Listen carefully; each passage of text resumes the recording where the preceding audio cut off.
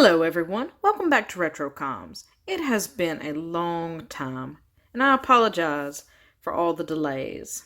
I've moved into a new location, so hopefully I'll be able to get these videos out on a better schedule. And I do apologize also for any inconsistencies in lighting or audio today. We're still trying to get some things calibrated over here, but I do have a little bit of time to make a video and show you guys some of the phones that I've acquired recently. First, let's start with two that I got from a lot on Mercari. The first one is this Motorola Microtac 650E, which oddly enough is not the phone that I purchased this lot for. It is in very good condition. I don't have a Motorola Microtac with the red buttons here. Mine are green. It's a little bit different from the 650E Plus that I currently own. And you can never have too many Microtacs. The phone that I did purchase this lot for is this Motorola Teletac. Something's a little bit rattly. It has an off-brand battery. But up until I purchased this phone, I did not own a Motorola Teletac. Have not gotten around to testing any of these. This one's antenna is a little bit wonky. I'm going to need to do something about that. Until then, I guess I'm just not going to be retracting that antenna. But overall, it's in decent shape, minus this off-brand battery, which I think I have another Motorola battery like this lying around somewhere. Next up, a few phones that were given to me by a good friend. First off, we have this little LG on track phone. It does not work. I tried to charge it. Could be a bad battery. These are very entry-level devices, but I will still take time to troubleshoot and diagnose, try and figure out why this doesn't work, and see if I can get any life out of it. Next, I have 1, 2, 3 of these little LGs on Altel. Not sure where my LG charger is at this point in time, and of course they all take these strange proprietary bits. Except for that one, it takes a micro USB, but again, couldn't get it to charge. We look around this device. It's got a few scratches on its front screen here, but other than that, this one is okay. Let's examine this other one here. This one's hinge feels a little bit strange.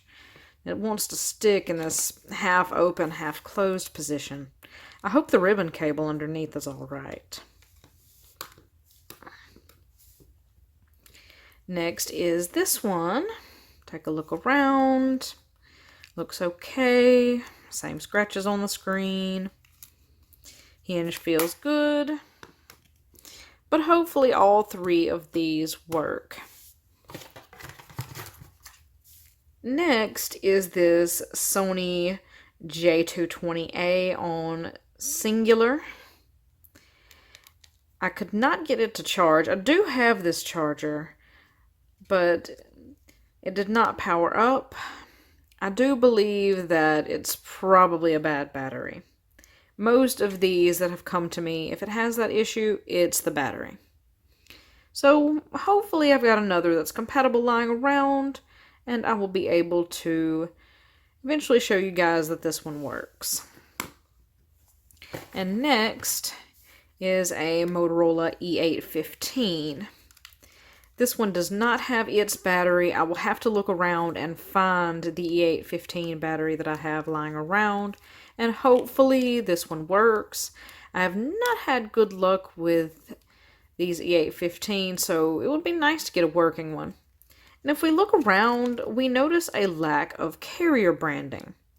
But I think I have a good idea of which carrier it is on. It came to me with a little pamphlet from Reach Out Wireless. And if we open this up, It shows you all the phones that they were offering at this time. I've never heard of Reach Out. So this is a neat bit of marketing material to have. Notice the old looking flip phone there.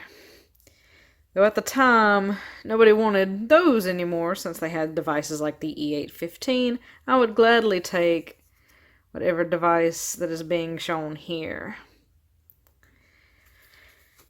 So I'll be keeping this for its historical value. Next are a few phones that were given to me in a lot as a Christmas gift from my boyfriend, who is known on YouTube as Mr. E85. He knew exactly what I wanted, of course, and got me a big bag of phones. Perfect Christmas present for a phone collector.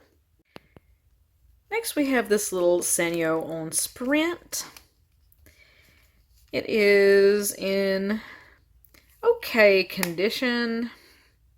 Few scratches. I think I got one similar to this, maybe the older version of this, in a trade with Tony from Tony's Phone Collection.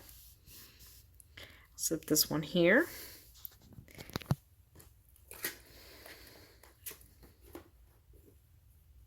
Next we have this little Samsung in a shell case, which shell cases on these feature phones, especially on the Metro PCS or Boost or carriers like that, you don't see that quite as often. And this phone works, which, given that it was kept in a case and normally these things are pretty reliable, I was not surprised to see it powering up. Nice to get another working one. Sticking with Samsung, we have this little vertical slider here. I believe this was designed with an environmentally friendly theme in mind. Cute little polar bear as its wallpaper, bright green exterior. I like the fact that the camera gets tucked away when it's slid closed. And it's a very convenient feature and protects the camera. Very interesting little device here, reminiscent of the BlackBerry Torch in its form factor. Torch had a slightly larger screen, but I do not own a Samsung like this. Very nice addition to my collection. Now for something a bit more modern, or a few things a bit more modern. We have 1, 2, if I can find its power button, and 3 of these HTCs on Android. Can't remember their model number, but all 3 are working perfectly. One of them even came to me with an 8GB SD card inserted. Never turn down free SD cards. Just make sure there's nothing questionable on there, wipe it, and do as you please. Another Android device made its way to me in this lot. This is a Samsung Rugby Pro, I believe. Had me thinking it was like an S3 or S4 Active for a bit, but it doesn't have that Galaxy branding. And of course, since it works, I checked its model number in the settings, and it is a Rugby Pro. Now on to a phone that perhaps was a little bit less durable. The iPhone 5. This was the first iPhone to switch to the Lightning connector. One of the last to have a headphone jack outside of the 6 and 6S series. And this one appears to be working, but I need to go through the setup procedure. One thing I do notice is I do believe that the screen has been replaced at some point in time. If we look at the home button,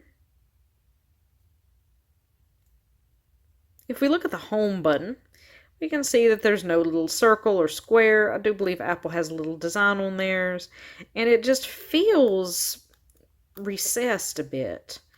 This phone may have had a screen replacement during its life, which, good that the previous owner chose to repair the cracked screen, but I can tell perhaps the shop used a third-party screen. Overall, though, it does work, and I don't believe, or I may have an iPhone 5. I can't recall if I do or not. I don't think I do. I think I sent mine over to Tony from Tony's Phone Collection because it was locked, or perhaps he wanted it more than I did. I can't recall that detail at this point in time. Next, let's see the rest of this lot.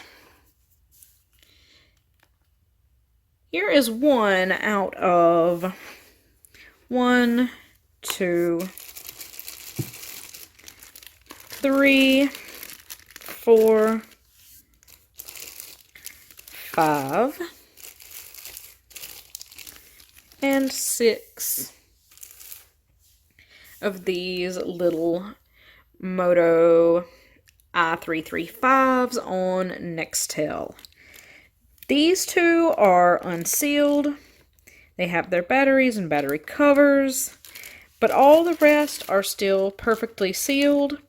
Even their battery covers are still sealed. And even better, there's one more. It came in its original box, fully sealed, containing its manuals, its charger, its battery, all that still factory sealed. I will be keeping that one in my collection and displaying it proudly. It is immaculate, as well as the others here that are nicely sealed. This one that, oh, not this one. This one that I have powered on here, it might have seen some use. The factory screen protector is peeling away. It came to me unsealed, but it is still in near pristine condition, and of course is working flawlessly. Last but most certainly not least is this little device, the Samsung Clio or the Samsung Gloss. Not quite sure exactly which version of it it is. On US Cellular. We open it up, and lo and behold, it still works.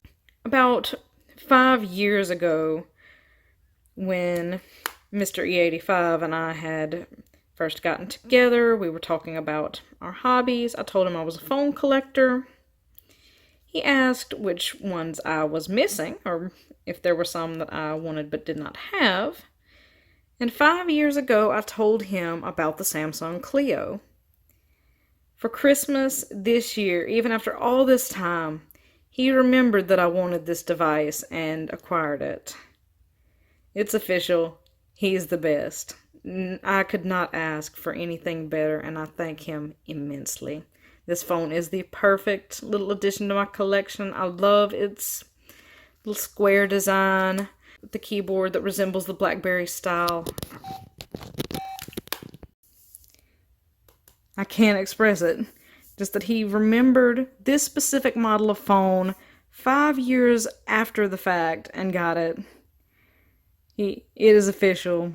He is the best. No more I can say about that. And this is all my recent acquisitions. Pretty nice little bundle of phones I've got here. Hopefully we'll be acquiring even more throughout the year, and will do everything in my power to ensure that I upload more for everyone. Thank you all for subscribing, for staying around. I will try to make sure that my release schedule is more consistent in these coming months. I've got a lot of neat ideas planned out, and now that I've moved into this new location, I have the space to fully carry through with some of the plans that I have for my phones for this channel, and it will be an honor to have you guys along to see all of the retro communications technology that I plan to show you. Thanks again for watching. This is RetroComs signing off.